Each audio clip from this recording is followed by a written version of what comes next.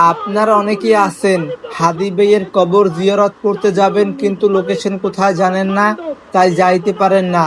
আজকে আমি আপনাদেরকে এই ভিডিওতে সঠিক লোকেশন কোথায় দেখিয়ে দিব। চলুন ভিডিওটা শুরু করা যাক। আপনারা প্রথমে ঢাকা ভার্সিটির মসজিদের সামনে চলে আসবেন, পরে মসজিদের ভিতরে ঢুকবেন। চলুন আমি আজকে আপনাদেরকে সঠিক লোকেশন দেখিয়ে দেই, পরে একবারে সোজা চলে যাবেন এই পাশ দিয়ে। দেখেন দুই ভাই কি শান্তির ঘুমাচ্ছে।